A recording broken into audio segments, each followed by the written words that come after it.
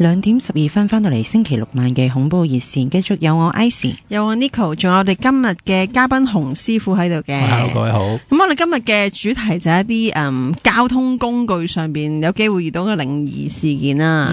咁嗱，我哋同 Icy 咧就先喺網上邊咧揾咗一啲嘅所謂咧搭車會見到靈異事件嘅10大徵兆嘅，咁大家姑且聽下啦。雖然咧聽落都好似冇乜得根，我睇完都覺得冇乜根據。咁但係都可以作為一個參考嘅。如果你真係咁啱10樣嘢全部都遇到，可能你除咗靈異經歷之外，都可能會遇到其他嘢嘅。因為呢10樣嘢都加埋一齊，可能係一個笑話嘅。係冇錯冇錯，好驚嘅。好，第一個啦，咁就係咧車上面嘅小孩咧，小朋友咧會無端端大喊啊！咁其實我日日都見到，差唔多日日都。無論搭飛機有陣時都會有。咁有一個喺左近啦。係啦，即係呢個又太容易遇到啦。咁我都唔問師傅啦，師傅成日話唔關事啊，因為咁然後第二個啦。第二個咧就係車上面嘅乘客突然間咧面色一變咧，變咗灰色或者青色。佢係咪肚痛啊？成架車嘅乘客。我以為揸緊私家車。咁佢變色唔出奇嘅，咁你可能突然間見到前面交通意外咧，邊個知啊？同埋即係當然啦，你話全車好似死黑灰色咁啊，梗係有問題啦。落車啦，即係走啦，仲喺度慢慢睇人哋咩面色，啱唔啱啊？即係你話如果突然間咁，我覺得如果成車係咁啊，好誇張咯。你唔覺嘅咩？你唔會搭架車望喺後邊全車灰晒，其實都幾驚。你好似睇相者走，你好似睇緊某一套電影咁咯，係咪先？呢啲係嗰啲鬼故橋段嚟嘅啫。咁咧第三個咧就係咧個司機由頭到尾都唔講嘢，咁但係司機係唔應該同你講嘢嘅，即係咩問？司機係唔可以同乘客談話噶嘛，唔係嘅咩？行車期間嘅係正常噶，就算巴士都寫到明噶，叫你唔好同車長談話。係啦，行車期間係唔講得嘢噶嘛，所以我覺得係完全唔需要嚟嘅呢個。咁跟住咧，另外一個咧我就唔係好明啦，佢就話閉上隻左眼咧，用右眼去睇人哋左眼嗰對鞋係咪一啲會入，即係我諗入殯嘅鞋，咁意思係咪即可能係喺棺材係啦，即係棺材壽衣嗰啲啊？壽衣係咪係嗰啲特定嘅鞋嘅咧？先佢有一啲你行過殯儀館嗰邊咧，佢係有一啲好似短 boot 噶，即係以前嗰啲咧做官咧有個好大嗰個點講啊？即係古裝片嗰啲啊，類似嗰啲鞋黑色嗰啲。你好普通冇款，你唔使講到嗰對鞋啊！你突然間有個人坐喺隔籬着到壽衣，你都驚啦，係咪先？仲要着到咁嘅鞋？你正常嚟講，而家嚟講，白飯魚都淘汰啦，收音機都唔係電視都有講。咁你仲要着一對壽衣，即係往生者嘅鞋，坐喺你隔籬搭巴士喎，唔好玩啦！我想問，點解一定要右眼睇咧？即係有冇啲民間嘅傳說話右眼見到鬼嘅咧？嗰套戲就得，但係你話真係。冇分別㗎嘛？冇分別。咁你就算你話而家所謂嘅陰眼，你唔會話左陰右陽，右陽左陰㗎，唔會咁㗎。有啊有，冇啊冇㗎啦。我想問下師傅嘅角度，其實有冇眼眉條左吉右兇或者左兇右吉呢個道理咧？相傳就有嘅，甚至有陣時咧，你打一本通勝啦，通勝行都知啊。咁佢直頭寫邊個時辰點樣跳法咧？係啊，係嘅咩？你得閒你嚟參考下，你哋後生唔知啊。有一個 category 仲好笑㗎，佢係話唔係叫好笑，就係即係大家當一個。參考知識啦，唔同嘅時間聽到隻雀叫都會有唔同嘅先兆，係雀都關事。咁咪呢個係講古時啫，你試下喺中環啦，係咪先？你喺地鐵，如果你聽到雀叫就真係得人驚啦，係咪？但係as general 啦，即係好普通嚟講，左眼定右眼跳係吉定兇？通常就話咩左吉右兇嘅，其實有時我就覺得唔需要咁擔心。如果你突然間兇嗰隻眼係咁跳，你咪好驚咯。有人問過呢個問題㗎，有人傳咗個 email 去我哋嗰邊問我哋㗎，但係我覺得有時我認為即係有時你攰得滯咧，我都係認為係肌肉疲勞啫，即係你唔使咁驚跳嚟咁有乜問題咧？咁跳中間咁點啊？我個人比較樂觀嘅，所以佢每一次跳邊邊咧，我都會話係吉嘅。O K 嘅，好蛇嘅呢個係啦。咁我嗱講翻頭先嗰10大徵兆啦。咁啊第5咧就講緊窗出邊咧有啲生物喺度漂浮啊，遲遲不肯離開。即係咩咧？咁睇下佢咩生物啫。如果你話蚊啊嗰啲，我就覺得 O K 嘅。即係雀咁啦，可能。睇下你喺邊咯。如果佢唔可以用漂浮咧，就可以飛緊，大佬。如果你差100幾米嗰隻雀用追到你架車，你個窗隔籬咁，你應該諗下係咩咯？但係你話平時咁有隻雀飛過，亦都唔係咁出奇嘅啫。咁你話有個人咁梗係驚啦，呢個窗外邊係咪先？昆蟲咯，昆蟲周不時噶啦，又唔係咁出奇嘅嘢啫。有昆蟲都驚，咁咪好唔得閒，係咪先？係咯。好啦，跟住第6就係夜晚搭車嘅時候咧，氣溫急速空氣急速下降。你成日搭冷氣車都會咁噶啦。就其實講真，而家我哋喺直播室有陣時都覺得突然間凍啲嘅咯，呢啲好正常嘅反應。係啊，嗰個空調系統嘅問題嚟嘅啫嘛。尤其是搭車去 keep 住一個溫度，你10個人同得翻一個人嘅時候，你個溫度梗係唔啱啦。非常好啦，講得係啊，就係咁啫嘛。好科學啊，個人果然啊。跟住啦，晚上行車咧，入半路上面咧就見到有人，半路上面即係路側邊有人啊，見到。哦，咁有幾離奇咧？你都識講係人啊，咁係咯，你都識講係人，有人又我哋大家得個參考啦，係啦，得聽下啫。嗱，晚上咧，行緊喺個車行駛途中咧，有5分鐘都唔見其他車。我呢套電影嘅橋段係啦，佢睇得太多啫。係啦，咁都係唔解釋啦，我哋咁好啦，第2個啦，係啦，晚上咧，點解全部都係晚上嘅？晚上車上面咧，突然間有人生病啊！即係突然間有人病咗，即係嘔嗰啲係咪？係啊，我成日都會飲醉咗好多件。呢個唔出奇，咁幫佢報警咯。真係嘅，如果嚴重咪同佢打3條9咯。我覺得冇乜問題喎。喂，所以有陣時網上嘅嘢不能盡信嘅。仲有 last 一個，last 嗰個咧就頭先我哋講緊嘅眼眉條啊，就係最邪門嘅咧。呢度講啦，唔係我講，最邪門嘅咧就係車一上車嘅時候，左右眼不停咁跳。咁我勸你休息啦。如果你咁係，你唔好話有冇咩左吉右凶啊！你係咁跳，你會影響你揸車嗰個情緒噶啦。咁你不如一係就跑架車，唔係我等個搭車，敲一陣咯，敲一陣咯。嗱，如果真係10樣嘢同一時間發生晒咧，係古怪嘅有件事。古怪，你應該翻屋企啦，唔好再搭車啦，係咪先？係啊，咁但係其實就算10架車都10件事都發生晒，其實都唔奇嘅。我覺得全部都冇 contradiction 嘅呢扎嘢。係啊，冇矛盾噶件事。係啊，所以大家都係聽下算啦，參考下算啦，唔好太重視呢件事啦。好啦，咁我問翻2位啦。其實如果對你哋嚟講啦，咁有啲咩情況下，即係交通工具啦，或者自己揸車，咩情況下見到靈體最驚嘅咧？咩情況下見到靈體最驚啊？通常而家謠傳就係話，當假設你揸緊車啦，喺倒後鏡見到你會最驚噶嘛。因為喺你後邊係啊，因為你通常因為你一定要隻手，你唔好話見到靈體，你見到人喺你後邊你都驚啊！唔通你凌空唔揸盤軚同佢搏鬥啊？你90度轉，冇可能噶，你一定驚噶，點會唔驚啫？係咪先？呢個咧，我唔知，我唔識揸車，我體會唔到揸車後邊有個唔知係咩坐喺度嘅感覺。咁但係如果你話搭車咧，我唔好周圍望嘅，所以我冇諗過行即係搭緊車嘅時候。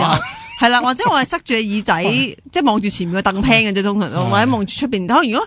如果我望住出邊啲街景，我覺得有疑惑嘅話咧，我反而覺得會幾恐怖。即係可能我明明紅綠燈等緊，我見到一個人喺度等緊紅綠燈，可能我眼尾睄一睄，突然間可能行過第一個街口，我見到個同一樣嘅人企喺度，咁我就有啲驚。即係反而喺車出面係啦，因為你冇得 find out 啊！即係譬如話你懷疑後邊嗰個係，你可以有一程車嘅時間諗下係咪真係㗎？係咪個樣比較生得灰暗啲啊？定係隻腳比較生短你睇唔到呀？即係你會有呢啲，即係你可以有 proof 嘅時間，但係你喺個車出邊你 proof 唔到，除非跟住你咁啊，仲恐怖嘅啫。如果唔係，我覺得喺車出邊見到會恐怖啲。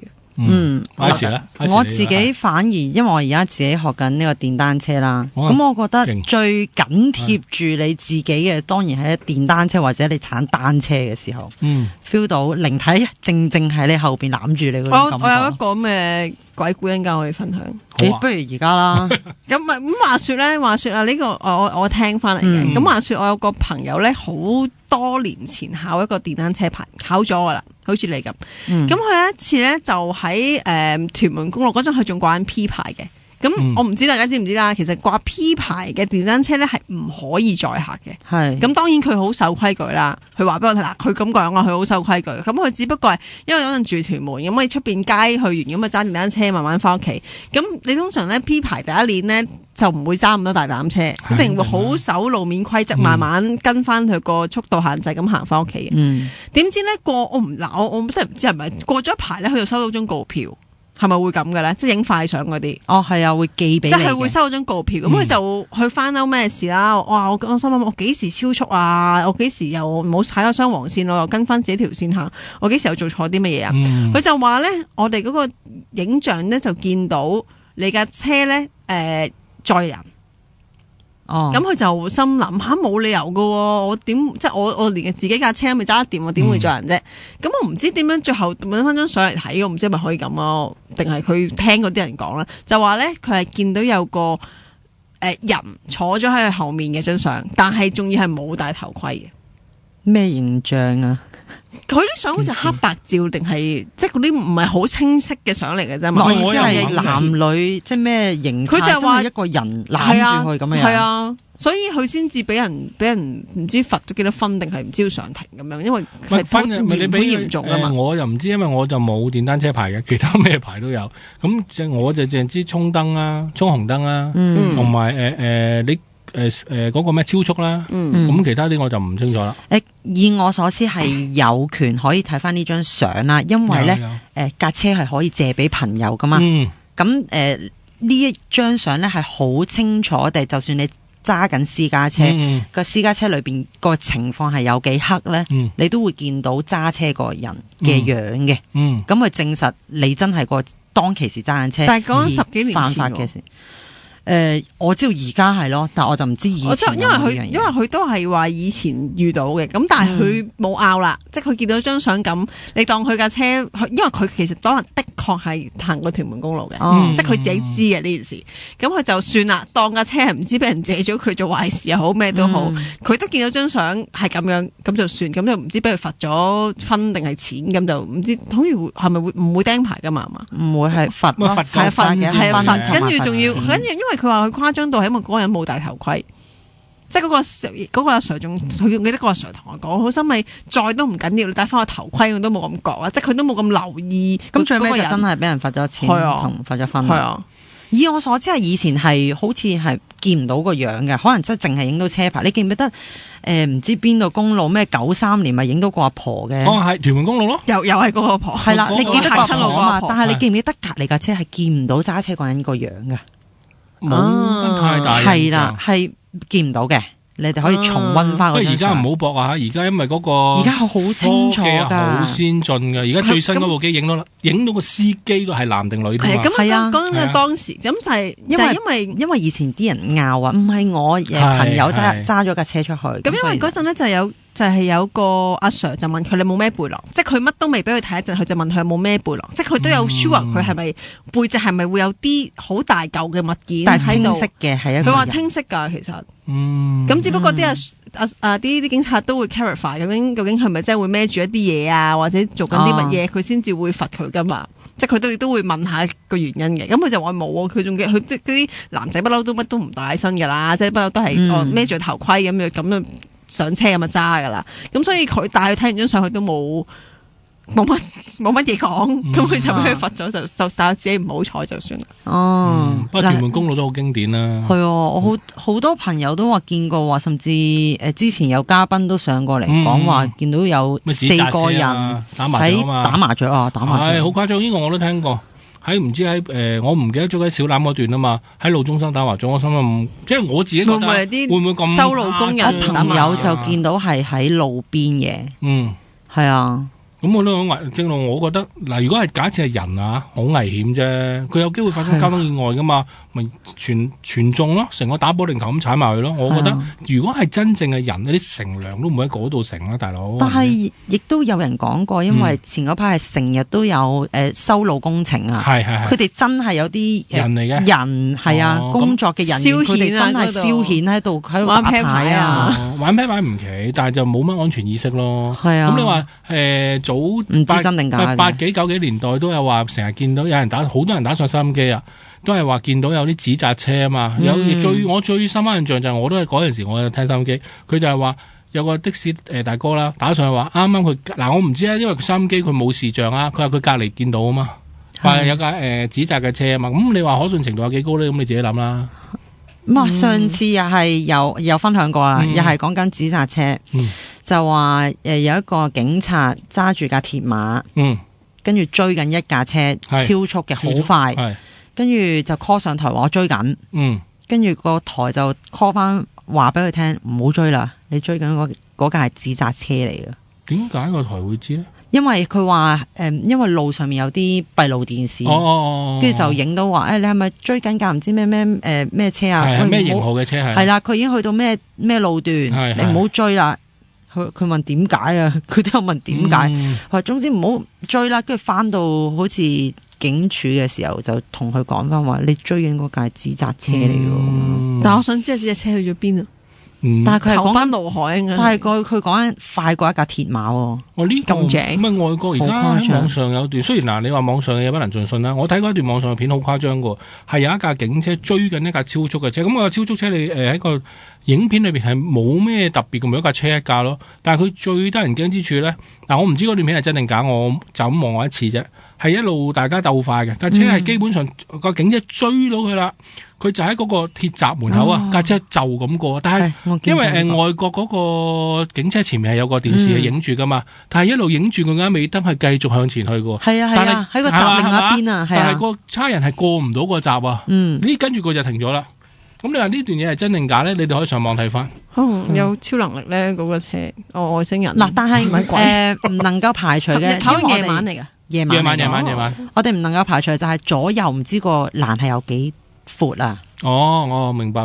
你係真係見到喺個欄後邊架車出現，但係你唔知道左右有冇入口咯。咁啊係，係啊，不過值得睇嘅呢個。係啊，講起呢個電單車，我朋友都有個親身經歷啦。咁雖然就見唔到任何嘢，但係其實如果設身處地咁去諗自己發生呢件事，都幾恐怖嘅。咁我朋友咧就住喺沙田嘅，咁我嗰陣時講緊都10幾年前嘅事噶啦。咁佢就因為工作嘅原因咧，咁半夜咧就成日要揸車去大埔嘅。咁佢就講緊一個禮拜出去差唔多都要4-5晚嘅。咁佢就每一晚咧就去到，因為佢揸嗰架係綿羊仔嚟嘅，咁就唔夠 CC， 咁亦要200cc 先上到 highway 嘅。咁佢就冇得上 highway 啦，就選擇咗大埔嘅舊路，即係中文大學附近啦。咁其實我唔係幾清楚嗰邊點。咁佢就話每一次咧經過呢一條路嘅時候咧，佢就感覺到佢電單車尾咧係有嘢壓咗落去嘅，就正係好似一個人嘅重量坐咗落去咁。咁佢話每一次經過呢一段路開頭嘅時候，就會慢慢重，即係佢唔會突然間好似有個人坐咗落去，壓咗一下咁，唔會嘅。咁佢就話慢慢重，當差唔多離開呢個路段啦，佢就會慢慢離開咗，即係冇咗重呢種感覺。係啦，咁佢就講緊可能有10次、8至9次都會有呢種感覺，但係就唯獨是喺呢一條路經過嘅時候，先會有呢種感覺咯。唔知大家有冇經過呢一條路有同樣嘅感覺？大家可以打上嚟分享下喎，1834997。喂，同埋你嗰段路有陣時我搭車經過咧，我有陣時聽啲的士大哥講咧，佢都話逢親凌晨啊，尤其是夜更咧，佢係成日見到人截車，佢哋就好自己打完仗啦，就話可能係自己眼花啫。但我大約都聽過有4-5個同我講，成日有人喺度截車㗎，即係佢咁我又問佢，咁你截車你見到咩啊？正常人一個咯，就咁截車咯，又係嗰啲橋段㗎啦。即係佢有諗嘅，究竟點解3更半夜呢度會有人截車？佢多數唔停嘅，我聽佢哋講就話，咁到過咗嗰架車，咁你又係嗰啲橋段就係望翻倒後鏡唔見咗啦。咁究竟係人定係鬼咧？大家都唔知，係咪先？咁其實我都有一個點講咧，都關於電單車嘅，其實又唔係真係關於電單車嘅故事嘅。咁就係咧，有個朋友同我講咧，佢就話嗱，佢冇講個時間同埋地點，因為咧佢話係市區嚟嘅嗰度。咁啊就話咧有一排咧，佢成日都要 OT， 咁啊好夜先揸私家車翻屋企啦。咁咧揸過一個唔知咩公路嘅入口嘅時候咧，就成日都見到有一對男女就有好幾晚都見到一個男女喺度等車。咁有一晚咧，佢就心情好，咁諗住停低問喂，不如呢度好難截車㗎，不如我車你哋出去一啲多車嘅位度啦。咁一個男嘅就同佢講話，唔使客氣啦，唔該晒咁樣。咁跟住咧，佢就心諗好啦，咁可能陌生人你唔敢上我車啫，咁算啦，咁就走咗啦。於是第二晚咧，我呢位朋友咧又係揸車翻屋企，又行嗰條路，咁又見到嗰度男女等緊車，咁佢就再走埋去話：喂，今日咁大雨，都係唔好啦，不如我車你哋啦。我有位呢度，唔使客氣咁樣，最多你請我飲翻杯嘢啦，咁樣，即係諗住咁樣 nice 啲，睇下佢會唔會想幫手啦。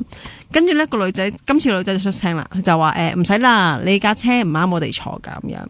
咁然後咧，咁我朋友。我嗰個朋友心諗到，呢個人都幾好笑啊，講嘢都唔知佢講咩，咁啊算啦，冇揸車走啦。咁然後隔咗幾日之後咧，咁佢就喺報紙睇到一單關於電單車意外嘅新聞。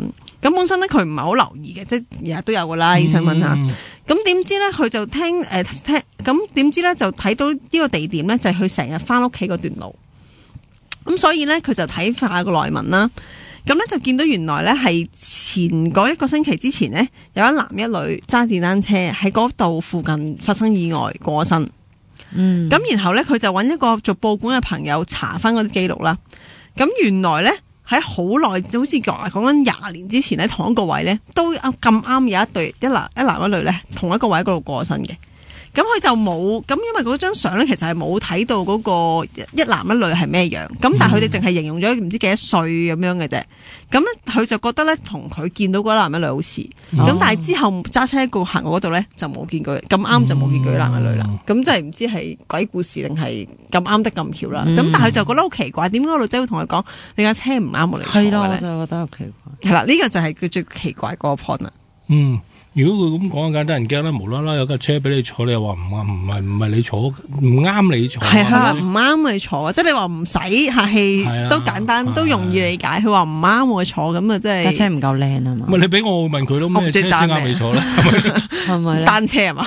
係咯，真係唔知點解。咁好啦，我哋時間差唔多啦，去一去廣告，翻嚟繼續恐怖熱線。恐怖熱線。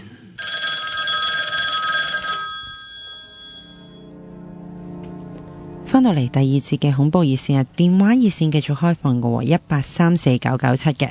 咁啊，上一節咧就講到一啲嘅車上面嘅電單車又有啦。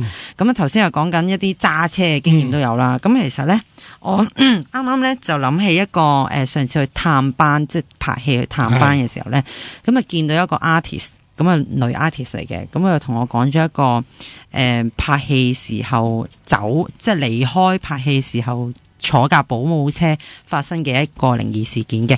咁佢就話，佢就跟咗架保姆車離開咗個現場啦。咁啊，跟車有幾個同事，即係有其他 artist 啊、同事啊，咁就一齊走嘅。咁佢個站咧，去住嗰度咧，就係咁啱係最尾嘅，咁啊所有同事都落晒車噶啦，咁啊去到佢屋企樓下，咁佢咁啱佢媽咪就出咗嚟接佢啦，因為佢話我攞住好多嘢，你出嚟接我，幫我手攞啦咁啊。咁當佢一袋二袋落咗車入咗屋企嘅時候，咁佢媽咪咧就問：點解你攞住咁多嘢都唔叫同事幫下手啊？咁啊，跟住之後佢就好奇怪咁問。呢一個係已經尾站啦，咁所有同事都落晒車啦，咁啊，跟住佢媽咪就話唔係啊，我見到你成架車都係人，點解佢哋有男有女，你唔叫啲男仔落嚟幫手啊？佢要佢媽咪講笑啊，佢話唔係，真係架車一個人都冇，咁佢哋即係面色一變，大家又唔再講嘢啦，係即刻翻屋啦，係啦，之後唔對路啊，咁之後就冇再提過呢件事啦。咁但係會唔會？其實會唔會係因為個能力，所以一啲人見到，一啲人見唔到咧？即係我當係真先啦，即係我當係咁。但係個 artist 咪應該最容易見到咩？佢唔攰。咁其實有陣時嗱，你就攰咧，未必一定係會見到靈界嘅。時運低係啦，叻啦，一係就時運低，一係你係天生有嘅，或者你係後天練出嚟嘅。咁正常嚟講咧，你攰就唔關事嘅。咁有好多 artist 都好攰，即係天王級嗰啲咁成日見鬼，係咪？呢個係唔合理嘅，係啦。咁即係可能係咁啱個 channel 係啦，判啱咗，個媽媽收心機啫嘛。嗱，講開頭先的士啦，咁其實我自己都聽過一個呢一排我成日搭車翻嚟嘅時候都係的士做呢個交通工具噶啦。咁我有一次咁就好奇就係，司機你有冇啲咩分享啊？咁樣，因為佢有問過，你去呢度黃埔夜媽媽你做乜嘢啊？咁問我，做恐怖熱線咯，上班我翻工咯。你翻咩啊？咁夜咁啊？掃地。我話有冇聽過恐怖熱線呢個節目？我話原來你做主持啊！我有一單可以分享下咁講。咁我就話，咁佢事緣呢，就喺呢個中環度接咗一個外國人。咁就去西環嘅一個地方叫摩星嶺啦，咁大家應該都好熟悉啦。咁佢當其時咧，其實就好似離開緊中環，冇諗住要接呢支旗嘅所謂叫。咁佢就一上到車，嗰個外國人咧係冇同佢溝通過嘅，咁就遞咗張紙俾佢。咁張紙上面就寫住摩星嶺嘅一個號碼咁樣嘅。咁佢開頭都耍手擰頭就唔拉因為我要過海嘅咁講。咁佢就，但係佢就同佢溝通唔到嘅，因為個外國人係冇講過任何嘢，就淨係遞咗張紙俾佢，佢就係咁 no no no 咁樣噶啦已經。但係佢都好堅持。咁咧上車嘅時候咧，咁個外國人咧係有一箱行李嘅。咁佢就開咗個車尾箱啦，幫咗個外國人擠咗箱行李落個車尾箱度，閂埋車尾箱，咁就上翻車。咁啊沿路呢個外國人就好似醉咗咁樣呢，就冇出過聲，咁就攤咗喺即係挨咗喺個梳化椅度啦。咁佢就沿路就冇出過聲，冇溝通過咁樣，咁就去咗摩星嶺，所謂幾多號咁樣唔講啦。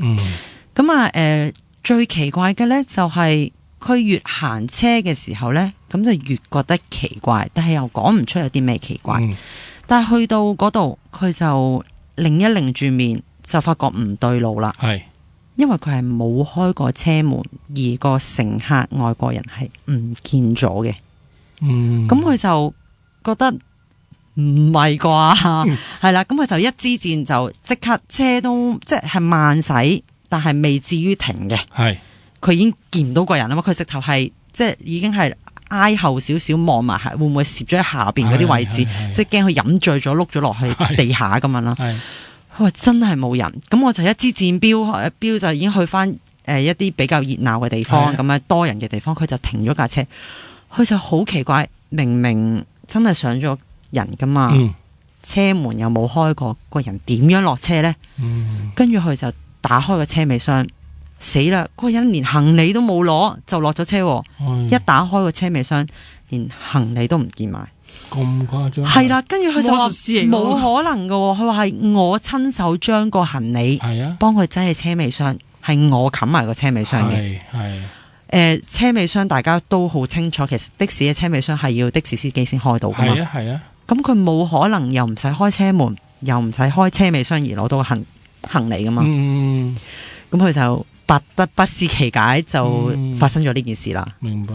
佢就同我分享咗，希望我會喺大氣電波中同大家分享。呢一個都幾經典啊，係喺我腦海中都寄存住一段時間。我諗住講開的士嘅時候，我記住要講呢一個咯。不過唔係喎，就真係我有陣時搭開咧的士咧，我都會順便問下啲的士大哥啦。喂，你哋有冇靈異經歷嘅？因為我成日話搭親而家都問嘅。咁我最近聽到一個咧。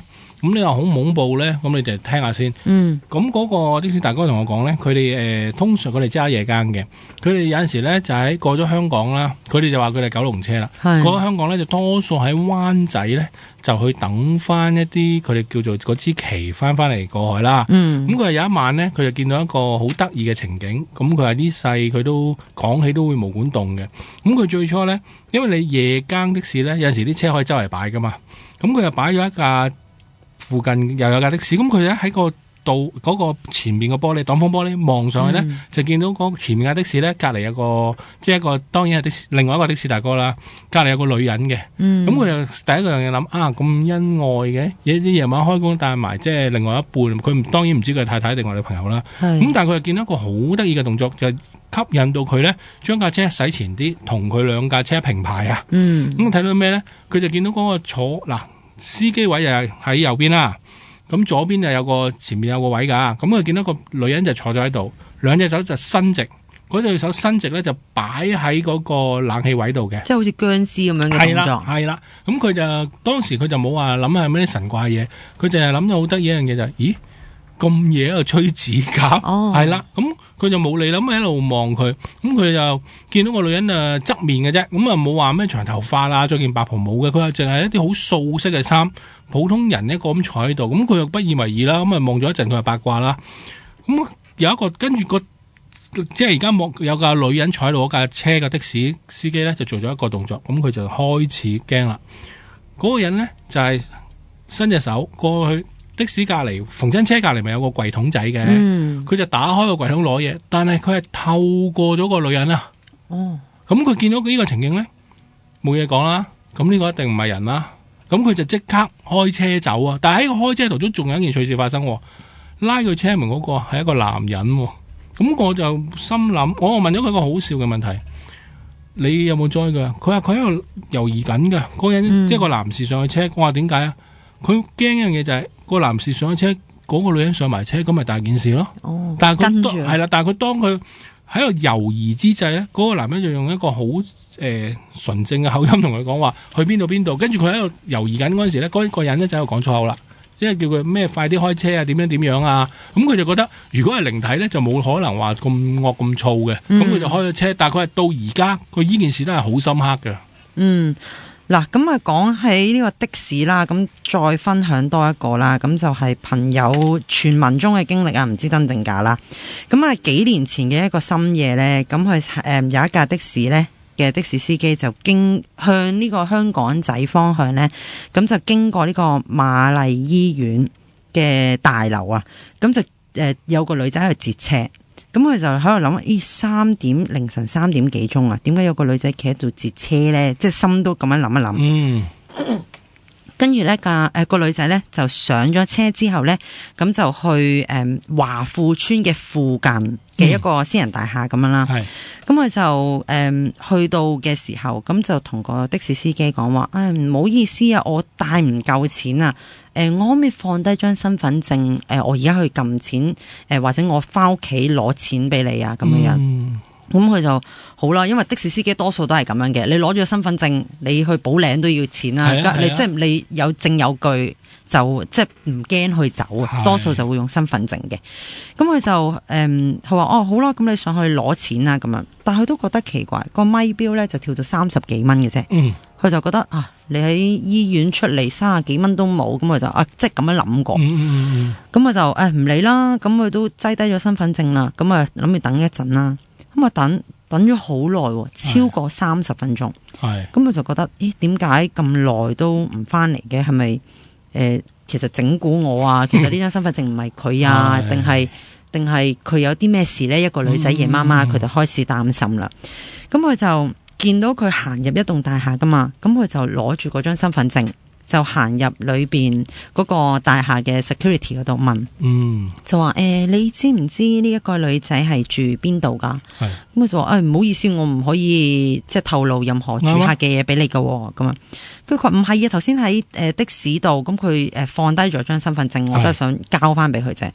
咁佢就好即係嗰個 security 就好直覺就即係你見你諗住幫人啊，咁佢就話佢好似住喺邊一層邊一個室啊咁樣，咁佢就跟住佢咁樣講啦，咁啊上到去就諗住敲門撳鐘啦，咁啊叮當門開咗之後呢，咁的士司機就見到係一個老婆婆出嚟開門嘅，咁佢就攞個身份證俾佢就話。唔好意思啊，呢一張身份證個主人係咪住喺呢一度噶？咁佢就話你等等啊咁樣，因為婆婆就好老，咁唔係幾睇到，唔知發生咩事，咁就叫咗個後生女過嚟。咁個後生女一行到過嚟，個的士司機就覺得好熟口面，但係就唔係頭先車嗰個女仔。咁佢就覺得，應該揾啱地方啦，因為覺得好似樣，可能即係屋企人啦咁樣。咁我個女仔行到入嚟，行到出嚟，咁佢就話，咩事啊，先生？咁佢話我頭先車過呢個女仔，佢就話唔夠錢，就放低張身份證。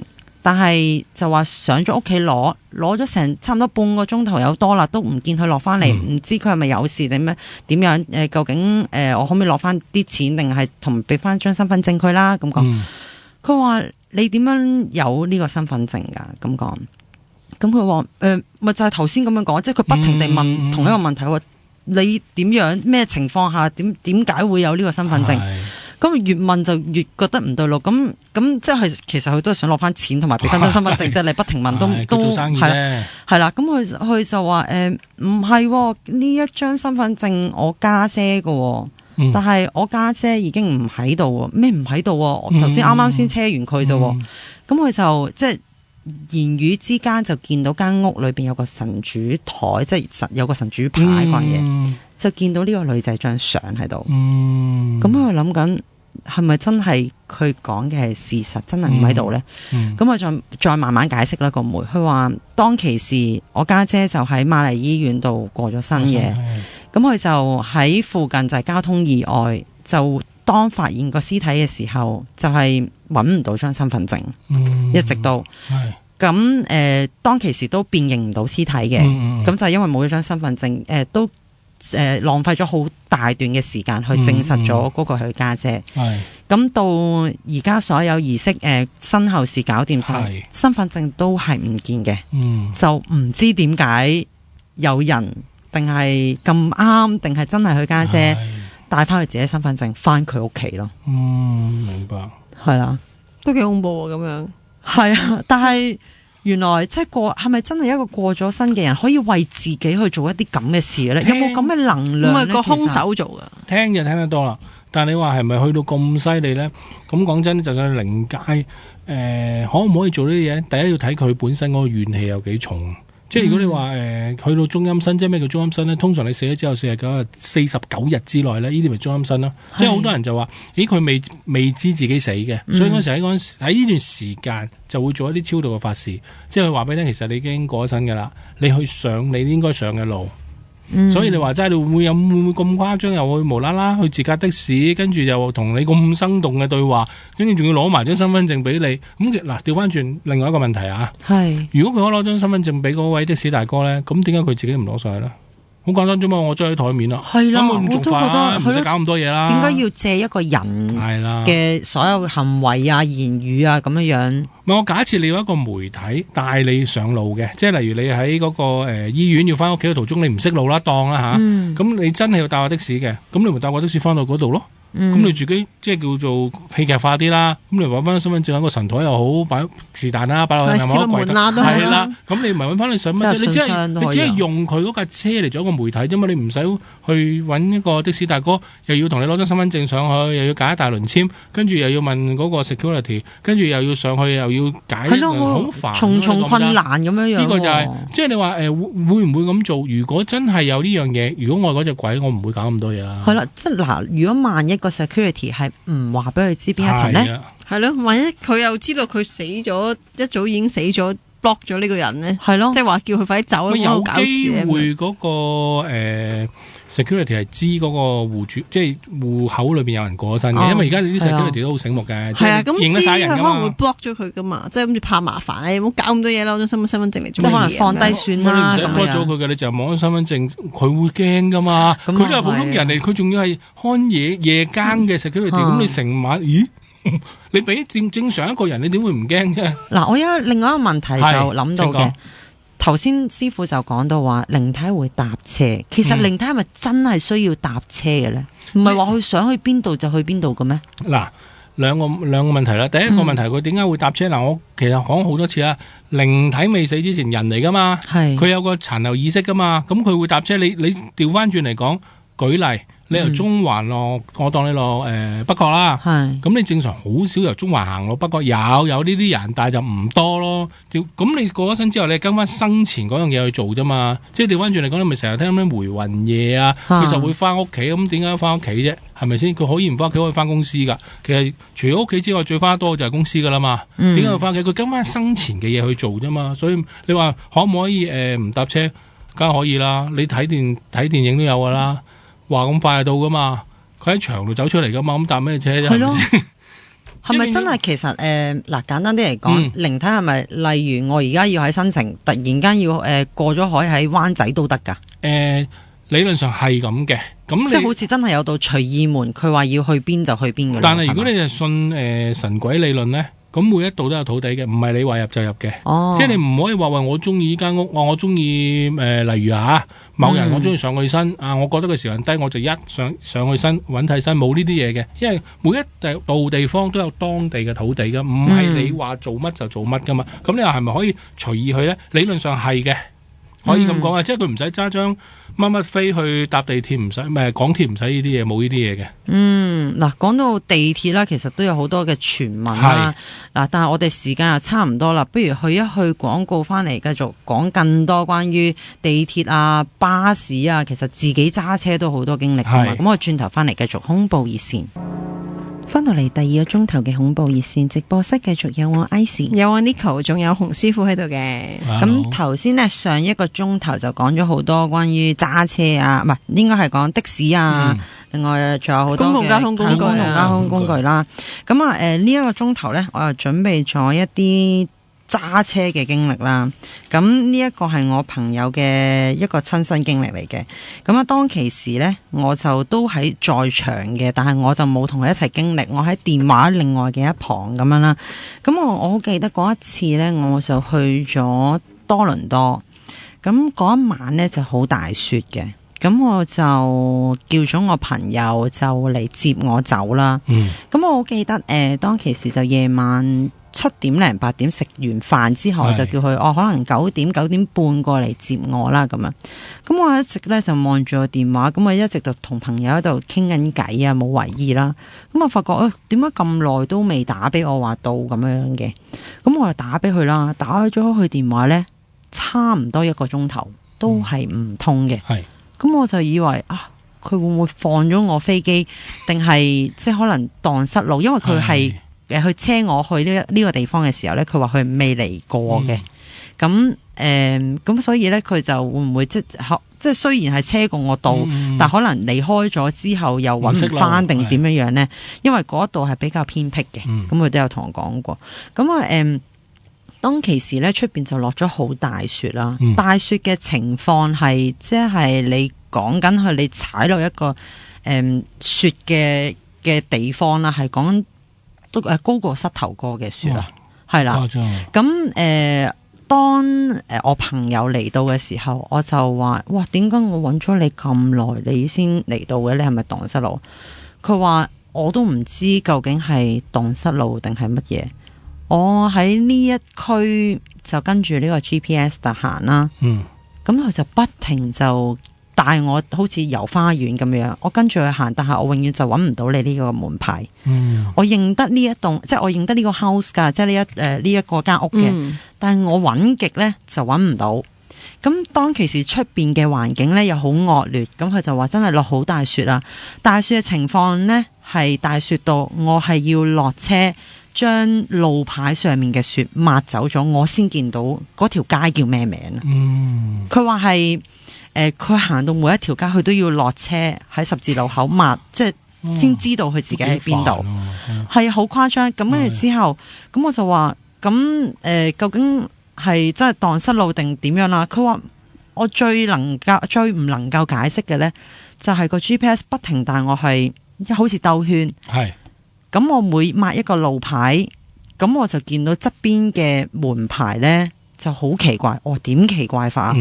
佢話見到每一個門牌，即係雖然每一間屋係唔一樣，即係可能第一間係紅色，第二間係白色，但係佢哋每一個門牌係一模一樣嘅，即係當係49咁樣啦。咁佢就見到呢個49，隔籬係49，下一間係49。係啦，佢就見到間間都係，佢話諗緊會唔會係即係自己揸車揸太攰，所以咁樣樣。佢因為佢我就問佢，我話點解你唔打俾我？點解你電話一直唔通？咁佢就話我都不停地係咁打俾你，但係真係唔通啊，好似完全去咗另外一個空間咁樣樣。咁佢就話電話一直唔通啦，咁佢就諗住落車去敲人哋門借電話。咁佢先發現到呢一間屋，我敲完門，佢見到係有燈光嘅，但係冇人應門。咁佢即係開頭不以為意，咁啊敲第二間啦。佢就覺得點解我敲極門呢幾間屋都係同一個門牌啊？嗱，個門牌會唔會係嗰啲4901、4902咁樣嘅先？唔係，我覺得得兩個 digits 嘅啫。即係因為佢哋一條路好長嘅，佢哋有分 east 啊 west 咁樣。佢前面有個英文字母，即係 E 或者 W。E01、E02咁樣。係啦，即係可能 E49、E49幾間都係 E49咁樣咯。咁但係佢又係好奇怪嘅，佢每一次敲一道門，佢都係冇人應門，但係又見到裏邊係着咗燈嘅。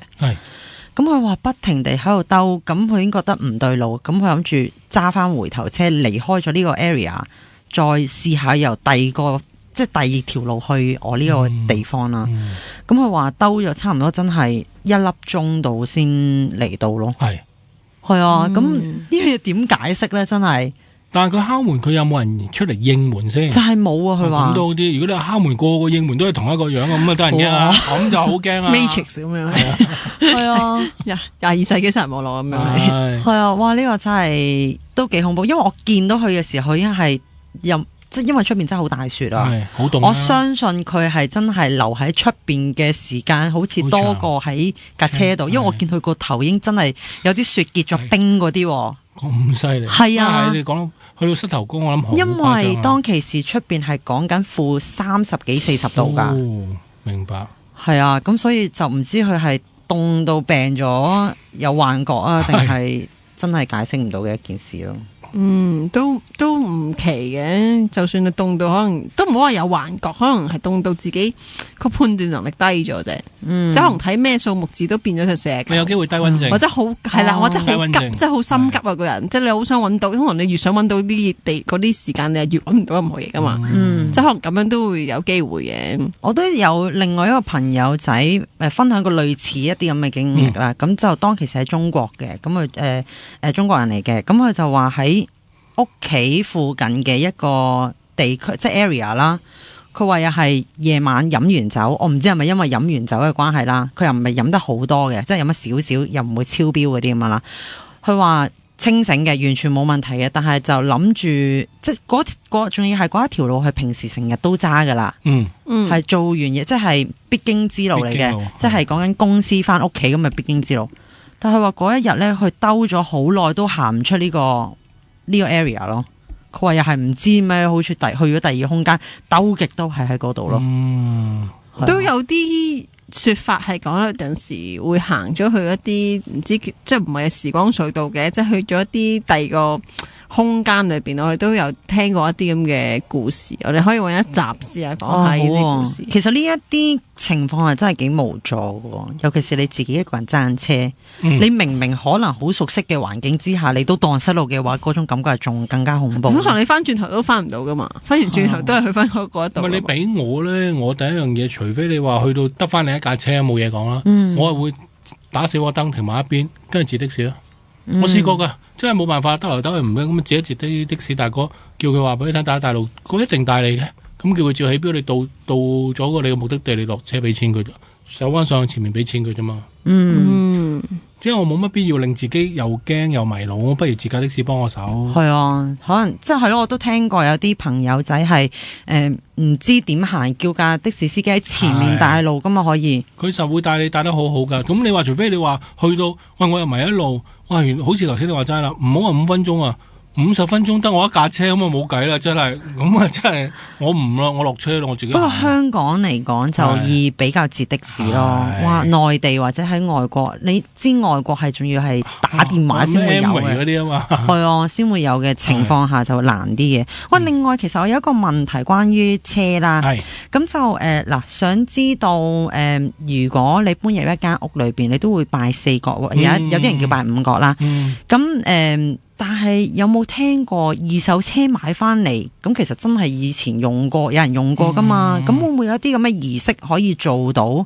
即係可能潔淨咗之前留低嘅氣啊？因為嗱，好多時啲人就話，如果買二手嘢，唔好買床褥，唔好買梳化，因為咧呢啲嘅物品咧，成日會留咗之前嗰個人嘅氣場啊，無論係即係正面又好，負面又好，你唔知之前會唔會嗰個人死咗咁樣噶嘛？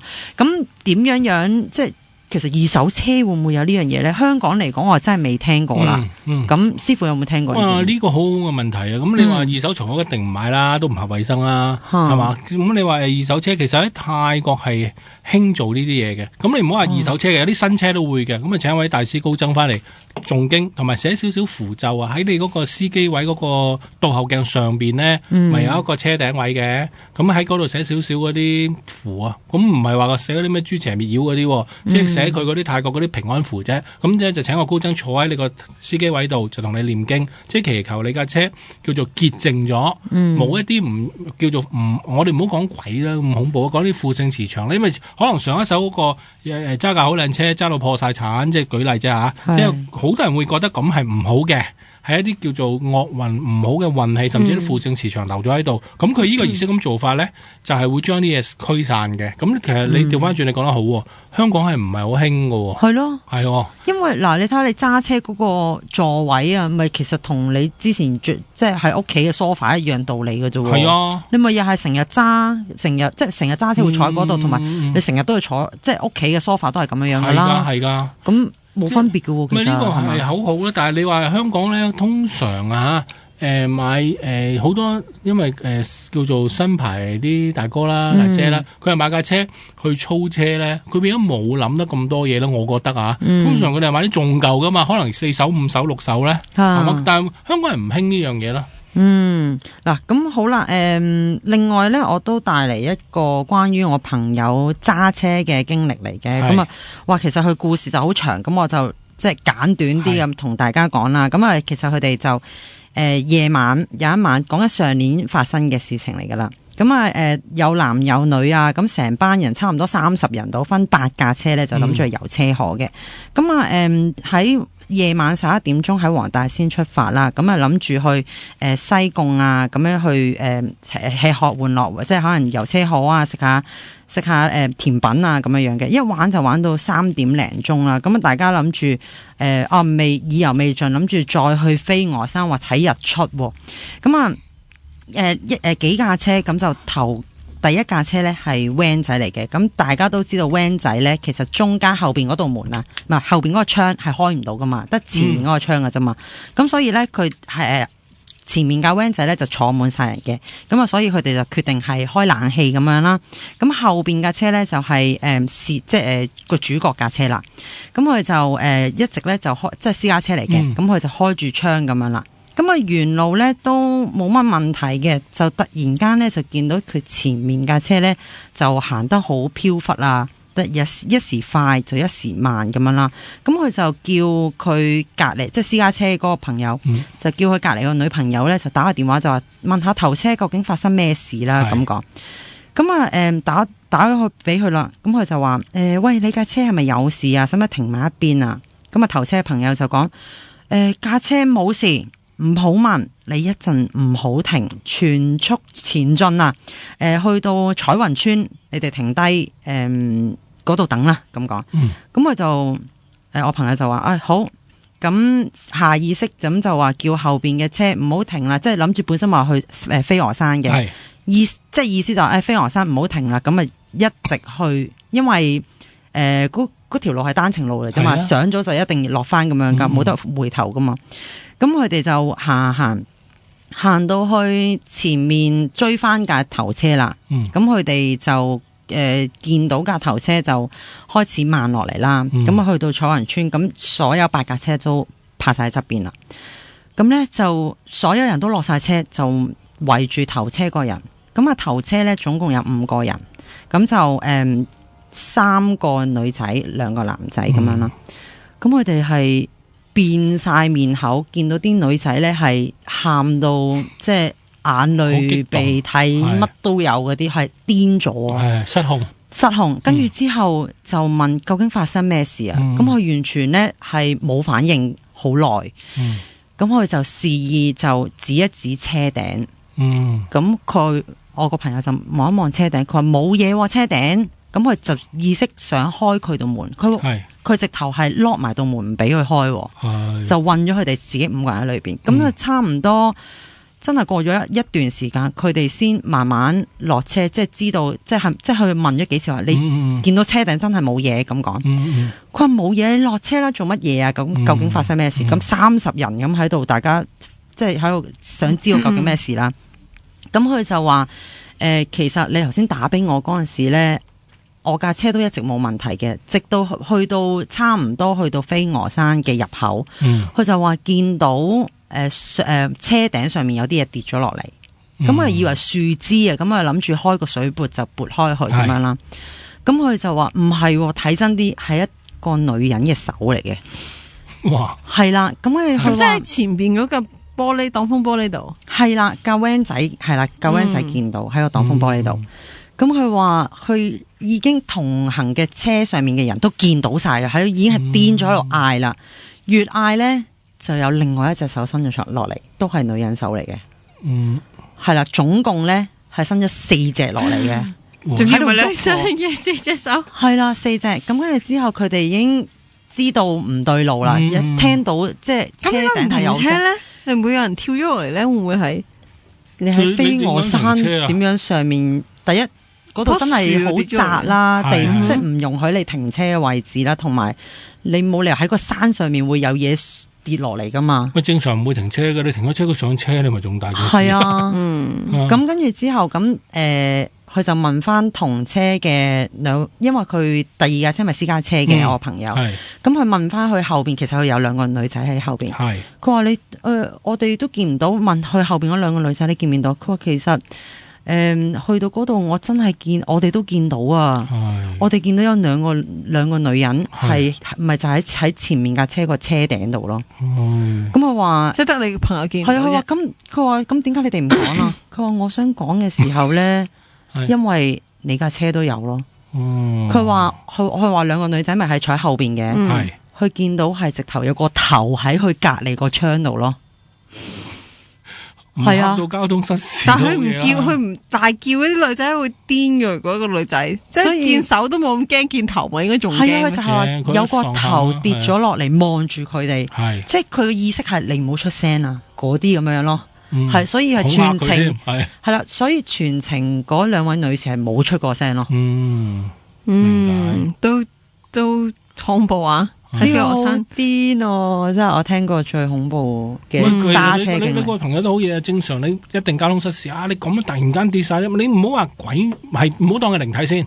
當假設俾人肢解喺上面掛喺樹度跌落嚟，哇！你都驚啦係嘛？你唔好諗到咁恐怖，話一定係鬼啊！突然間同你 hello 啊，即係冇你當係俾人哋肢解擺喺樹度咁啱跌落嚟，跌正你個車冚嗰個，你諗下個情景仲恐怖啦！師傅你講呢一個，唔係恐怖過鬼啊！我覺得你可以咁諗噶嘛？咁你話咁唔係？你話有個頭喺呢個窗隔離咁講，個一定唔係肢解。個肢解完佢都唔會凌空吊住個頭對住你啦。咁嗰個就一定，如果推論一定係靈體。但係你話跌啲手腳落你個車冚嗰度咧，就未必係靈體。但係就我會覺得更恐怖咯。即係肢解完跌咗落你架車度，你諗下，即係我哋可以用另外一方面諗，但係俾真係咁，你咪仲得人驚我撞到靈體？嗰個肢解完喎。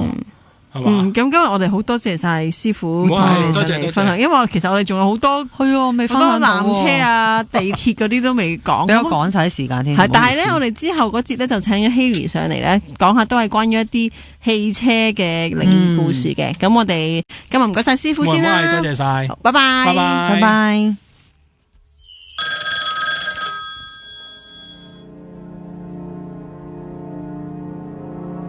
繼續翻嚟逢星期6晚嘅恐怖熱線啊！IC 旁邊咧又請嚟 Hailey 喺度嘅。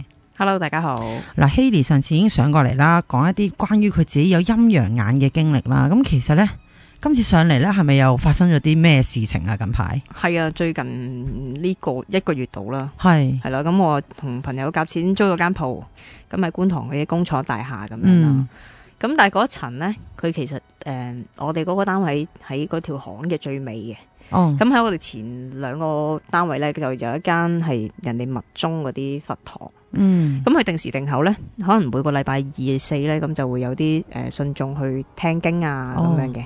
咁佢同埋都會有好多喇嘛會上去念經嘅。咁啊，我一路都冇懷疑，同埋其實都原本都冇點樣見到或者有靈體喺嗰度出現啊，或者出入，其實冇見到嘅開頭都。咁係有一日，咁佢哋應該係有儀式念經嗰啲咁樣啦。咁我喺鋪頭就諗住走，準備走。咁我喺巷尾就出去嘅時候呢，就望到嗰條巷大概闊都有10尺左右，10零尺咁闊咯。但我當時望出去係好多靈體喺度。講緊係為數我諗20零到30個都有。但係佢哋喺度做緊啲咩？佢冇啊，佢係望住嗰個佛堂入邊。哦，全部同一個方向。係啦，全部同一個方向喺度，好似喺度人哋聽經咁樣，但係佢又冇話一個形態喺度做緊啲乜嘢嘅。即係全部同一個方向，即係好似排緊隊咁樣嘅喎。係啦，你見到。但係佢唔係一條隊咁嘅啫，即係一排。即係鬆鬆散散咁樣。企咗喺度，一班人就向住同一個方向。係啊，但係佢哋嗰個人數係多到足以打橫封咗條走廊。我過嘅話係一定會穿過去。咦？咁你當其時選擇點咧？我就係避免要穿過去，所以我翻入去鋪頭度等咯，即係等佢練完經係啦，先走咯。咁佢哋係咩嘅形態？即係例如佢哋係目無表情啊？你見得清唔清楚咁樣？我見得佢哋其實係清楚，我見唔到佢哋個樣嘅五官，但係我見到佢哋係好灰沉、好冇表情嘅。其實係啦，同埋有啲佢唔係現代人嚟嘅，男嘅有，女嘅有啲古裝㗎嘛。唔係古裝，但係佢着袍咁樣咯，即係同埋以前人哋功夫鞋嗰年代咧，即係一個顏色純色嘅袍咁樣，灰灰地、白白地咁樣，又唔係全白色嘅，即係望落去個形態灰灰地咁，好暗、好沉咁嘅色。係咯，跟住同埋有啲唔係後生嘅，又有老人家嘅。甚至你睇到佢哋年紀嘅，就算睇唔清楚佢個樣，其實你都。即係我哋心靈感應係感覺到佢係大概咩年紀，或者佢個樣係點啊？但係我想知道你當你一出去嘅時候，你已經正眼定係你眼尾睄到一紮咁嘅人喺度？正眼，因為我一出鋪頭望咧，已經係望晒整條走廊。係啊。咦，咁嗱，你頭先講到你自己鋪頭咧就喺巷尾啦，其實會唔會有啲似嗰啲酒店話叫美房嘅道理咧？會唔會特別陰噶？你自己覺得？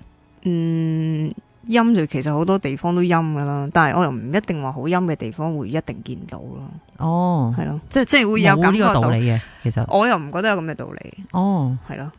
咁除咗呢一次之外，其實有冇見過啲乜嘢啊？係即係除咗咁樣排隊之外，有啊！我鋪頭入邊添，係因為我哋嗰個單位咧係一個大單位分租咗好多個細單位，我哋即係一個門口裏邊入咧就有再好多嘅細嘅 office。係啦，咁我哋其中一個單位嚟嘅。咁我個單位就近門口位啦，即係近大門口位嚟嘅。咁啊有一日，我同我 partner 就喺鋪頭度執緊嘢，咁都冇嘢嘅，一路都冇見到。就算我而家租咗為2個月到啦，我喺去整個大單位入邊，其實我都暫時未有見過噶，係唯獨是嗰日夜晚7點零鐘，咁我同我 partner 喺度執緊嘢，跟住我話諗住去 toilet 啦，咁我開門，咁嗰度咧就係啱啱個 reception 同埋有個影印機咁嘅位啦，其實好窄嘅，大概3-4步都已經到個影印機噶啦，咁我見到有個男人30零歲。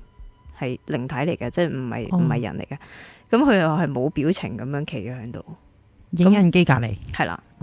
咁我就望一望，我冇出聲，因為我知我 partner 一定係驚。咁我都習以為常冇出聲。咁我話照行去廁所。咁我去完廁所，翻轉頭呢，我就見到呢個靈體呢入咗我鋪頭入邊。咁但係冇辦法，我唔會講出嚟。但我想知道，當其時你有冇開住自己鋪頭度門咁樣噶？有。開住門嘅，跟住之後，但係我就冇辦法啦，我都唔會講俾我 partner 聽，我費事嚇親佢嘛。咁我見佢企喺度，佢又冇話特別做啲乜嘢，佢就企喺度望住我哋。但係我係喺執份貨啊，即係做啲好日常，望住你哋做嘢，係啦，好日常做嘅嘢嚟嘅啫，唔係咩特別事。跟住之後，咁我一路都冇出聲冇成，咁啊後尾我哋就要落去食嘢啦。咁跟住我咁後咧落去食嘢，咁我哋就習慣咗咧。出去就熄晒所有燈同埋冷氣機嘅，電視啊嗰啲所有電器嘅我哋都熄晒佢噶啦。咁好啦，食嘢咁啊一路冇事啊，到食完嘢就翻上去。咁我 partner 就開門，佢攞鎖匙開門，跟住開門，咁我嘅燈掣喺右邊，咁好正常。一開門咁佢就好習慣就諗住撳掣，係啦，但係一開門就已經着晒燈同着咗冷氣，係啦。跟住佢就望一望我，佢頭先落去冇熄燈啊，係咁樣，咁我就費事去驚啦。我可能係我頭先行嗰時我冇，但係你就好 confirm 肯定係熄晒㗎，係啦，因為熄嗰個係我嚟噶嘛，咁我都冇話俾佢聽，我話係啊，可能頭先唔記得咗。跟住佢就估到，因為佢知我係有見到呢啲嘢，咁佢就話唔係。你望清楚間鋪入邊有冇先，仲捉住我去望間鋪。其實間鋪唔係好大，即係但係佢話你望清楚有冇，你話俾我聽有冇。咁我話我冇啊，我堅持都話冇。但係其實我係見到嗰個男人都仲喺度噶。但係我想知道你之前離開鋪頭之前同之後，佢嘅形態同埋企嘅位置係咪一模一樣咯？企嘅位置唔同咗，咁係向住門口望住你哋翻嚟咁樣。係，哇！但係我都冇講俾佢聽，我就係費事佢驚啊嘛。咁佢同嗰個靈體嘅距離有幾遠度啊？大概10步以內啊，10步以內，即係幾個身位嘅啫。其實因為本身間鋪其實唔係好大啫嘛，300尺度，但係總之都好近嘅。其實你諗下300尺嘅位，一個四方形，你3個人喺度，其實已經係好逼噶啦嘛。其實真係好近喎，件事係啊，係啊，跟住。佢就話真係冇，我係啊冇啊，咁樣都冇話俾佢聽。咁我見嗰個靈體又唔係喺度做啲乜，係咁我諗咁我執完嘢都走啦，算啦咁。跟住好啦，到再繼續執嘢繼續做嘢啦。大概個零鐘之後，咁我哋就平時有開電視播嘢嘅，咁樣走嘅時候咧，我準備走，咁我執嘢，跟住然之後我就熄電視啦。咁當時我熄完電視，咁我就背住個電視，我就再執埋其他嘢諗住走。係，跟住我個 partner 話個電視自己開翻啊！佢已經係個樣好驚噶啦。跟住我話我話係，我可能頭先我未撳好啫，我就咁講。但係我已經估到係，即係可能個靈體導致到咁樣嘅，因為未試過咁樣噶，即係個電視之前都冇試過咁樣。跟住我就再去熄咗佢，熄嗰個電視機嗰度嗰個掣啦，on off 個掣，咁啊熄咗佢。跟住然之後我就再擰翻轉再執嘢啦。跟住我 partner 又話今次唔係，佢又再開翻啦。跟住我話可能個電視壞壞地咧，我都耐啦，我都仲喺度鬥。跟住之後我諗不如直情掹咗個總掣，但係如果掹咗個總掣仲開嘅話，仲驚。如果佢再開翻嘅話，咁我就已經冇得鬥，咁我就嗱嗱聲再熄多次。咁其實我就好細聲個心裏邊，即係都有口口講，我唔好搞啦，我唔好再搞啦，我唔好再喺度咁樣騷擾啦，咁嘅意思。咁我講咗幾句，咁其實我個 partner 已經好驚，已經係執晒嘢，要即係要走啦，即係嗱嗱聲啦，唔好留喺度啦咁樣。跟住咁好啦，佢咪嗱嗱聲孭埋袋就走啦。咁我就行尾嘅。咁我後尾我就望翻，即係熄燈熄冷氣嘅時候，我就望翻住，我呢個地方都唔係你嘅，我你走啦，我你喺度都冇用噶，我幫唔到你噶，你走啦。但係我想知道，當你擰住面即去行緊去個電視機嘅時候，佢係咪真係喺隔籬咧？係，但係我即係我背住咗佢，我唔知佢有冇個形態係去撳掣，係啦。哦。但我想知道，每一次你見到靈體咁，係咪多數都會係可能佢係冇目的嘅，佢純粹係即係可能經過啊，或者點樣啦？有冇試過一啲靈體係直頭同你溝通，話有要求噶？有嘅，即係你係感覺到佢係有嘢想同你要求，但係佢唔係有個行動或者有個動作叫你去做某啲嘢，即係你係其實係個心靈感應到佢係有啲嘢想同你講嘅。哦，但係通常我一感覺到咁樣，我都即刻閂閘啦，係閂閘，我幫唔到你噶，我你去第二度咯，我幫唔到你呢啲嘢噶。哦，嗱，因為咧曾經我哋有啲嘉賓嚟過啦，就話每一次靈體想同佢溝通嘅時候咧，佢就前額就好痛嘅。咁當靈體想同你溝通嘅時候，你嗰種感覺係點樣樣噶？起雞皮，係真係全身起到你，即係你平時可能凍啊或者好寒嘅地方，你都係會起一陣。但係如果係真係有靈體嚟接近你，或者可能靠近你講嘢各樣嘢咧，你係直情成身都起雞皮，而且係維持好耐嘅。哦，即係可能講緊維持係10幾分鐘，到走咗之後都仲係會有咁嘅情況。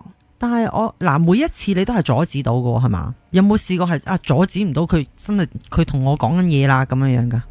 佢其實佢就算講嘢，聽唔明佢講乜嘢啊？係啊，你只不過所謂嘅鬼食泥咁樣，好似我唔識形容翻佢嗰個語言，但係佢真係鬼食泥咁樣。即係你知佢係講緊一個語言，但係你聽唔到佢個內容話俾你聽係乜嘢。係啦。即係好似一個印度人對你講嘢，你係聽唔明，但係你知佢講嘢噶嘛，同埋你聽得到佢語氣係點噶嘛。係啊。不過都好啊，至少即係佢想同你溝通嘅時候，你即係有刪集嘅功能。唔係，咁冇辦法。咁如果唔係佢要求我某啲嘢，我無論咩都好啦，我都冇諗住要係啊，要同佢溝通嘅，甚至唔應該答應佢任何嘢咯。所以冇啦，我幫唔到你咁樣。咁鋪頭其實有冇話要拜四角嗰啲？你哋有冇做過呢啲咁嘅嘢？其實正常應該要噶，因為就算屋企或者鋪頭都應該要嘅。但係我哋當其時有冇？當其時冇啊，因為我哋嗰度個即係嗰個簽嘅嗰個守則太過嚴謹。即係可能唔可以有火啊、燒嘢嗰啲，因為如果你拜四角一定要燒衣啊。係啊，所以都冇。同埋出面走廊嗰啲有防火嗰啲灑水系統咧，咁我哋都冇。你又應該唔驚啦，你 partner 就驚啲咯，可能係啊，唔係我即係見慣咗就已經唔驚咯，即係佢唔係用個好恐怖形態嚟對住你，其實都冇乜嘢好驚嘅。咦，咁除咗呢一個近排發生之外，其實咧上次我哋節目完咗之後咧，都未有時間分享到一個鬼故，今日帶咗上嚟，係咪關於一個電單車嘅經歷？係啊，究竟發生咩事？幾耐之前噶？大概2年幾前啦。你自己揸定係朋友揸？唔係朋友揸。咁啊，我哋嗰晚夜晚就去咗大埔燒嘢食。係。咁燒嘢食嘅時候咧，其實尤其是荒郊地方，其實都有好多嘅，只不過你見到又唔會理佢咁解，即係你見佢可能行嚟行去啊，咁唔會理嘅啫。咁啊咁啱嗰日有個男仔朋友就講開啦，就話：揸咁耐電單車。我未試過撞車，唔知撞車係真係好痛啊定咩啊咁樣。係啦，佢就無啦啦咁講，跟住之後咁我就曾經試過撞車啦，咁啊大家講下 share 咁樣，即係閒偈嘅咋。咁我冇啊，咪磨到啲衫爛晒啊，啲褲又爛晒，拆到啲皮損晒。你上次都係電單車跌落嚟嘅？係啦，但係我嗰次撞車就因為落雨啫，就唔關靈體嘢。係，跟住然之後咁個男仔就話：如果我撞車，最好就一鑊個撞死佢，就唔好植物人啦。即係啦，佢就即係講笑，真係亂咁講嘢。係啦，就亂咁講。咁我哋嗰時有其他朋友都話：你唔好講呢啲啦，一陣間講完就乜乜咁樣話佢。跟住講下笑啫咁樣。咁佢講呢啲嘅時候，其實都冇話有啲靈體去刻意走埋嚟聽啊，或者控埋去到都冇嘅。咁啊，跟住嗰日我哋燒完嘢食就走啦。就出翻去九龍方向，咁嗰時沿路都冇嘢噶。咁因為我係跟咗一個男仔嘅朋友嘅電單車，咁而講話我未試過撞車呢番說話，嗰個男仔就自己一個人揸電單車嘅啫。咁我哋就一齊出九龍2架車咁出去啦。跟住去到講冇得隧道係邊條啊？可以獅子山隧道。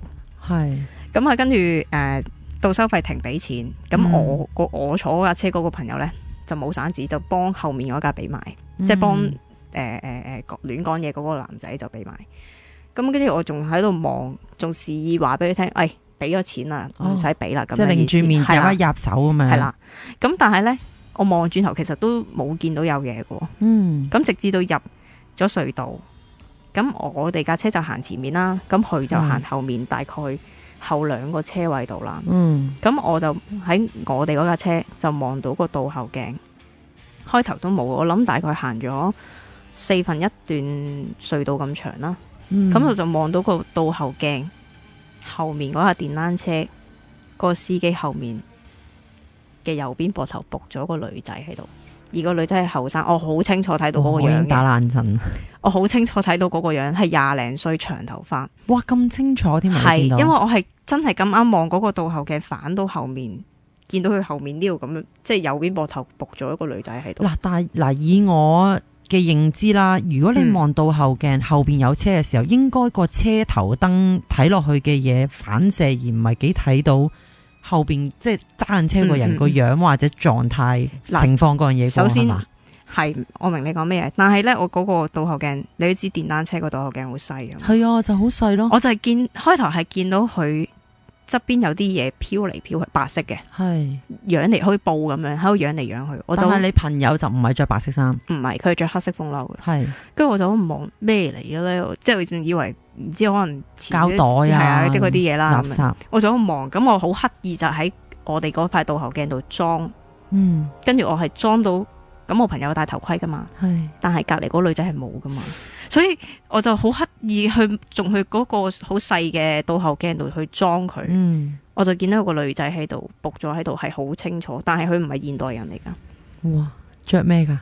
淨係見到一件白袍咯，但係見到佢長頭髮，黑色頭髮嘅，跟住之後好後生，我諗26、7咁樣咁上下嘅。哇！但係好仔細噶咯，你係啊，因為我好刻意去望噶嘛，但係我平時即係你望咗幾次啦，直頭係啦，即係因為平時我就算見到靈體，我都唔會好刻意去望佢哋個樣啊咁樣噶嘛。跟住我見到咁樣，跟住我就好緊張，因為我覺得唔會無啦啦咁樣跟你車噶嘛，即係我覺得係會諗翻之前嘅對話。係啦，跟住我就覺得死啦，係咪會有危險或者點樣？咁我就好緊張，我就同我車住我嗰個男仔，我就拍佢，我話叫阿文唔好開咁快，我話唔好開咁快。咁我前面個男仔其實都估到可能我見到嘢嘅，咁佢就自己收慢咗，咁咪變咗後面嗰架就一齊會再收慢咗嘛。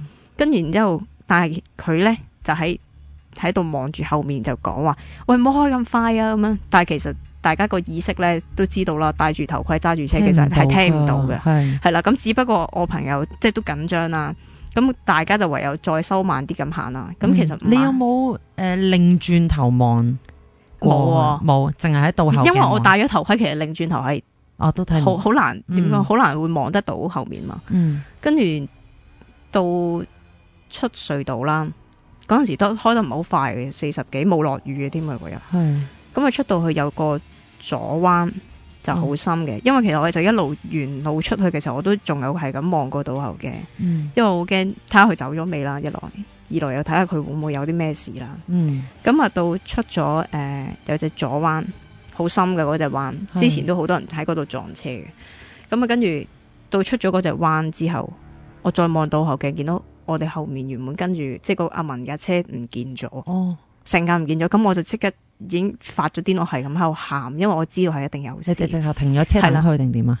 我即刻拍我朋友，我話我阿文架車唔見咗，我要翻轉頭，但係嗰度冇辦法，因為一定要係兜到去九龍塘先再翻到轉頭。但係我哋冇可能喺嗰度落車，因為太危險。咁我哋都係最終都喺九龍塘度再兜翻轉頭。咁就再去翻嗰個彎位，已經係過咗油站嗰度嚟噶啦，嗰個彎位。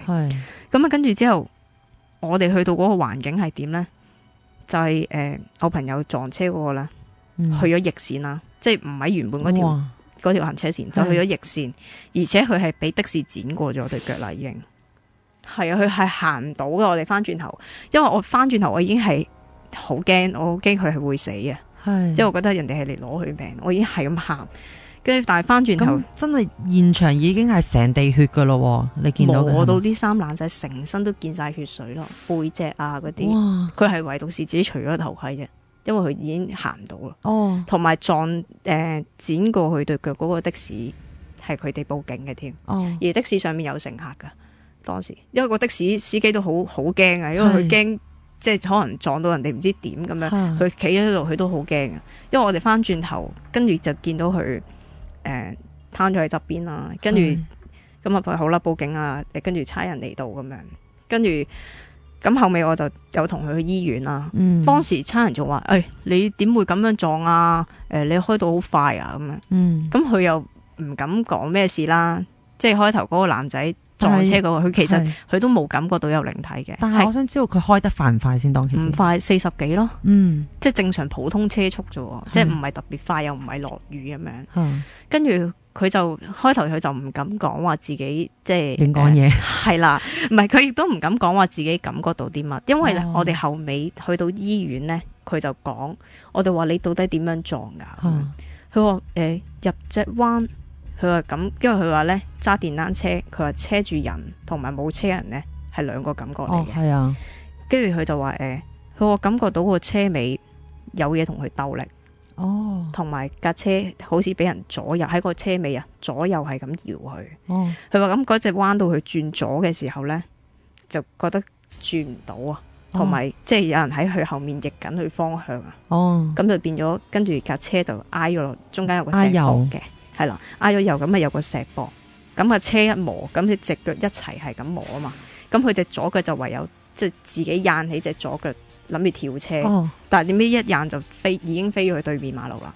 就係俾架的士再撞，再剪過咗對腳。咁架車就仍然都喺左邊嘅線嘅，係，但係人就飛咗去右邊嘅逆線，係啦。跟住就係咁樣，跟住佢先停低咗，跟住先有人報警咁樣啦。跟住去到醫院，咁我哋就同佢講啦，我話你唔好再亂咁講嘢啦。跟住佢話做乜嘢啊咁樣，跟住我開頭都冇諗住講俾你聽，我唔好亂講嘢咯。總之我話咁樣可大可小啊，因為佢真係磨到成個背脊係已經血水磨晒啲表皮，成身都已經磨到啲皮係爛晒。你朋友最尾冇事嘅？冇事，瞓咗醫院幾日咯，隻腳碎骨咯，係跟住。但係我想知道你。自從你喺呢個倒後鏡見到個靈體之後，你喺呢個事發現場有冇見到佢？冇，就冇再出現過啦。係啦，即係講最後尾見到佢嗰眼就係出隧道咯。係因為出隧道冇幾耐已經係有彎位噶啦。咁有彎位我望倒後鏡都望唔翻去噶。係啊，跟住我仲同佢講，我話你唔好再咁樣亂咁講嘢啦咁樣。跟住你見到有嘢咩？跟住我就冇出聲。咁我另外原本車住我嗰個朋友咧就講，佢話係啊，佢話你唔好咁樣再亂講嘢啦，你唔驚啫，我哋驚嘛，你嚇親我啊咁啊，跟住佢好嚴重喎，係啊，跟住佢仲話係男定女嚟噶咁樣，佢唔怕，佢就問我，佢話係男定女，我女仔嚟噶，佢話咁佢靚唔靚啊？我你仲咁樣講嘢嘅，我話你唔好咁樣講啦咁樣，跟住。咁好啦，跟住嗰次去瞓咗醫院，瞓咗幾日先出院。咁佢就翻去同佢媽講，即係講咗有件咁嘅事，即係話有朋友見到我有咁樣車住個靈體，跟住就發生事啦。咁佢阿媽就去咗黃大仙廟，就即係拜神啦，同埋還神啦，即係佢都會覺得個仔發生咁大件事都好彩冇事咁樣。咁啊就順便就求籤，就問到原來話佢講嘢煩到人哋，所以人哋咁樣去整佢。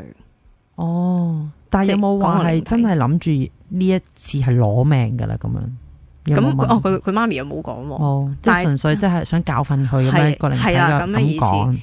跟住就話即係佢得罪咗人啦，咁樣跟住佢媽咪都要買翻啲嘢去拜啊同燒咁樣咯。係啊，跟住之後咁就即係以為冇事發生啦。跟住佢翻到去都冇乜特別噶。佢咪休息嘅時候，跟住，都係唔好亂講嘢啦，以後都，因為佢媽都咁話佢嘛。跟住然之後後尾，但我哋睇報紙，隔咗1個禮拜到啦，同一個位置撞咗架電單車，而個司機死咗。哇！係，因為我哋喺 WhatsApp 有個 group 嘅，係有一朝早係大家睇咗嗰個新聞，然之後抌咗上去 forward，係啦，跟住哇，我好彩死嗰個唔係你啊，真係。嗱，即係我覺得無論呢啲。靈體真又好假又好啦，我覺得唔好攞呢個撞車或者死嚟講嚟開玩笑咯。我真係覺得唔知叫好彩定唔好彩啦。咁樣即係你朋友最尾都冇事啦，咁就真係好好啦，已經係啦。咁好啦，咁我哋時間今日就差唔多啦。咁我下次再請 Hailey 上嚟啦。拜拜。以上節目只反映節目主持及個別參與節目人士的個人意見。其中涉及靈異經歷，可能會引致聽眾不安。當中提及之堪輿及占卜資訊，並非精密科學，敬請留意。以上節目只反映節目主持及嘉賓意見。